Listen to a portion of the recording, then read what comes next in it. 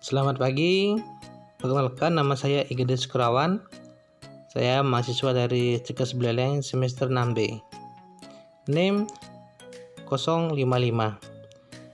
Jadi pada mata kuliah kepetangan kritis ini, saya akan membuat video tentang bagaimana cara pemasangan bidai, khususnya pada pasien yang mengalami fraktur.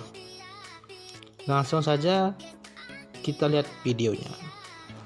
Baik, apa itu pemasangan bidai? Pemasangan bidai itu pengertiannya adalah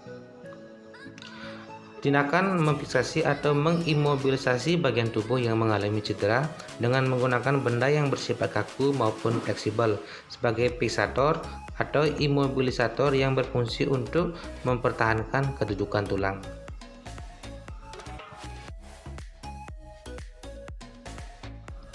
Selanjutnya, tujuan dari dilakukan pembidaian. Yang pertama, mencegah pergerakan tulang yang patah. Yang kedua, mencegah bertambahnya perlukaan pada patah tulang. Yang ketiga, mengurangi rasa sakit. Dan yang terakhir, mengistirahatkan daerah yang terjadi patah tulang. Indikasi dilakukan pembidaian, yang pertama itu adalah patah tulang yang terbuka atau open fracture. Dan yang kedua adalah patah tulang yang tertutup atau closed fracture. Selanjutnya, kita ke tahap persiapan. Pada tahap persiapan, ada 3 persiapan yang harus disiapkan oleh petugas. Yang pertama itulah persiapan pasien. Jadi di sini petugas memberikan penjelasan, tindakan dan atur posisi pasien. Selanjutnya adalah persiapan lingkungan. Di sini petugas harus menjaga privasi pasien dan mampu menciptakan lingkungan yang aman dan nyaman untuk pasien. Dan yang terakhir adalah persiapan alat. Jadi pada saat akan melakukan pembidaian, seorang petugas harus sudah menyiapkan alat-alat yang digunakan dalam tindakan pembidaian pada pasien yang mengalami fraktur. Jadi alat-alat yang perlu disiapkan yang pertama itu adalah yang pasti itu adalah ada spalek atau bidai, selanjutnya adalah masker, kemudian handscoon dan mitela atau perban. Jadi ini alat-alat yang harus sudah ada pada saat kita akan melaksanakan pembidaian pada pasien yang mengalami fraktur. Baik, kalau sudah selesai semua, sekarang lanjut ke tahap pelaksanaan pembidaian.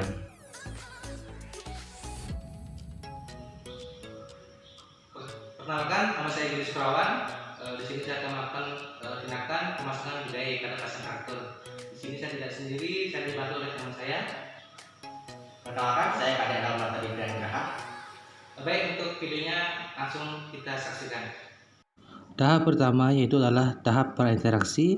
Di sini kita juga melakukan identifikasi kepada pasien dan juga menyiapkan alat untuk dilakukan pembidaian pada pasien. Persiapan alat yang disiapkan seperti yang sudah saya jelaskan tadi. Yang pertama itu ada masker, kedua bidai atau spalek sesuai dengan ukuran pada fraktur pada pasien, kedua handscoon, yang terakhir mitela. Ini fungsinya untuk mengikat bidai dengan kaki atau tangan atau bagian yang fraktur. Tindakan selanjutnya yaitu adalah melakukan cuci tangan dengan cuci tangan 6 langkah yang baik dan benar, ya. Bisa menggunakan air mengalir dengan sabun ataupun menggunakan hand sanitizer. Selanjutnya juga kita menggunakan handscoon. Di sini fungsinya menggunakan handscoon adalah karena pada saat pasien mengalami fraktur, kemungkinan terjadi fraktur open fraktur itu bisa saja ada darah yang keluar, sehingga ketika kita menggunakan handscoon itu akan mencegah kita terkontaminasi oleh darah dari pasien yang kita tolong. Kemudian setelah kita memakai handscoon, kita juga wajib harus menggunakan masker.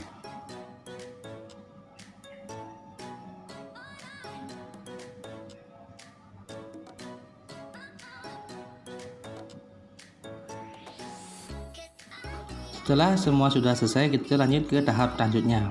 Nah, di sini kita sudah langsung berhadapan dengan pasien. Di sini kita memperkenalkan diri, tujuan dilakukan pembidaian pada pasien dan mohon izin kepada pasien untuk dilakukan tindakan. Jika pasien bersedia, lanjutkan tindakan.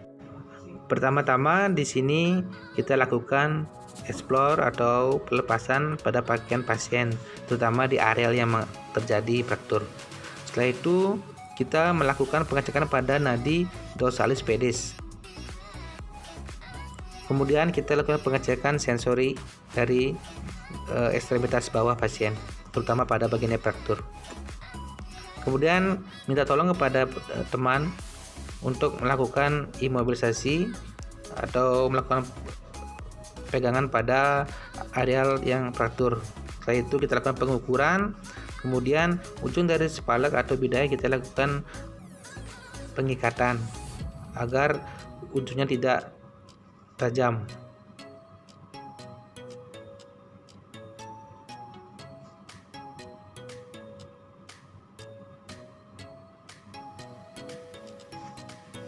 Usahakan posisi dari pasien tidak berubah atau bergerak agar tidak terjadi pergeseran pada tulang. Di sini lokasi frakturnya itu adalah di bagian kaki sebelah kiri di tibia. Setelah itu kita lakukan pemasangan mitela. Di sini saya menggunakan 5 mitela, itu ditaruh di bawah kaki pasien yang mengalami fraktur.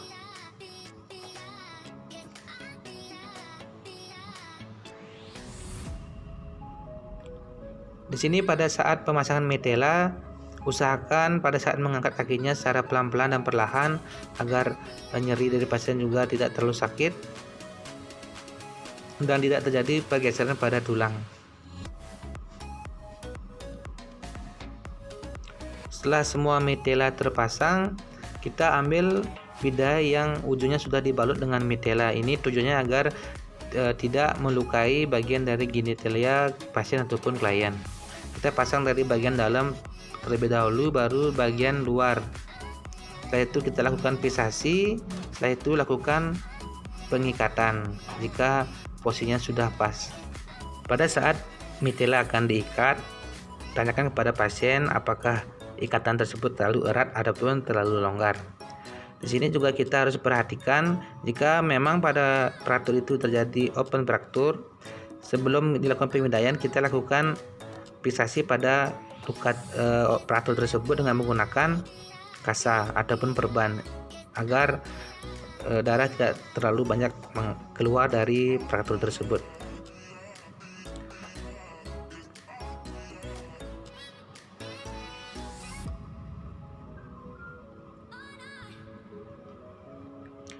Setelah pada bagian yang fraktur dilakukan pengikatan, kita juga lakukan pengikatan pada kaki yang sebelah kanan.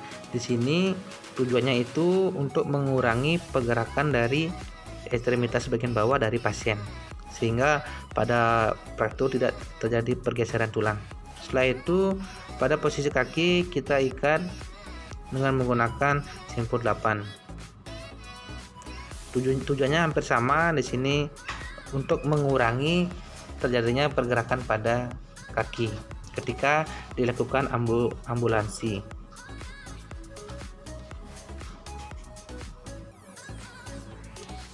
Setelah dilakukan pemindaian, kita lakukan pengecekan ulang pada nadi dorsalis pedis dan sensorik dari pasien, minta pasien untuk menggerakkan jari-jari kakinya. Setelah itu kita evaluasi. Tanyakan kepada pasien perasaan setelah dilakukan pemindaian, apakah terlalu erat pada pengikatannya ataupun terlalu longgar. Infokan kepada pasien untuk menunggu tindakan selanjutnya.